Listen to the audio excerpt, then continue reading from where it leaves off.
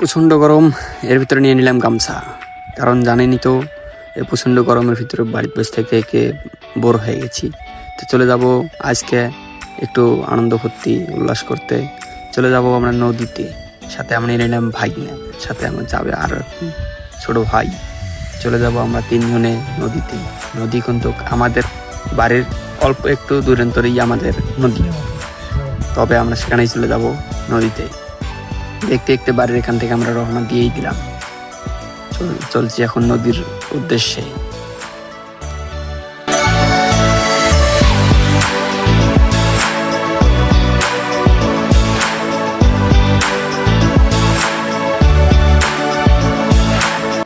রে রোদ আর ভালোই লাগে না, রোদের ভিতরে হাঁটতেও বিরক্ত লাগে যায়।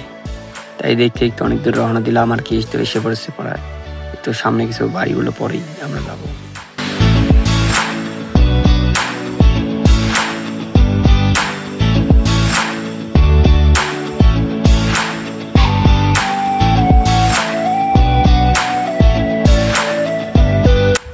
এখানে ফির পানি, তা নেংটিটা মেরে নিলাম। আর যে রোদ তো সহ্যই হচ্ছে না। তারপরে এই তো রোদের ভিতরে যত যায় এত যেমন গাও যেমন জ্বলে যায়, ওই জন্যই চলে যাচ্ছি নদীতে। যেহেতু গরম, ওই জন্য আমরা শর্টকাটের রাস্তা খুঁজতেছি। এই জন্য শর্টকাটের রাস্তা ভিঁ রাইল দিয়ে চলে যাচ্ছি।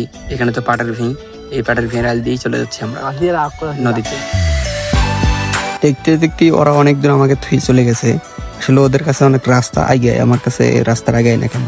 ফাইনালি নদী পাড়ে এসে গেছি, নদী পাড়ের ভিউ দেখাচ্ছি আপনাদের।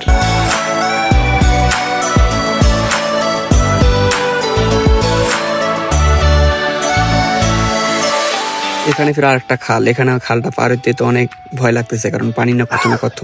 তা ভাগনা বলতেছে পানি নেই, আসতে পারো।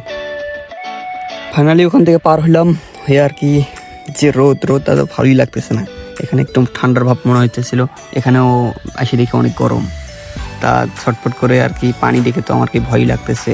তারপরেও মনে হচ্ছে না যে নামতে হবে, কারণ শরীর ঠান্ডা করতে হবে।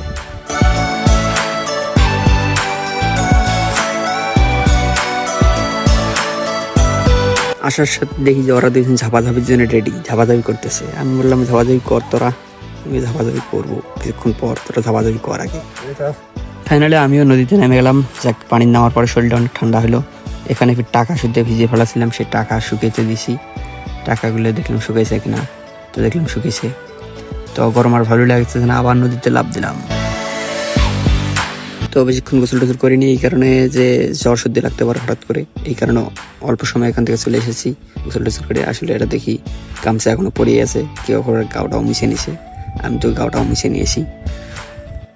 আসলে কিন্তু নদীর ভিউটা কিন্তু অনেক ভালো লাগতেছে, অনেক সুন্দর হয়েছে। আর ওর সাথে কিন্তু সবুজ কিছু অস্থির লেভেলের একটা ভিউ।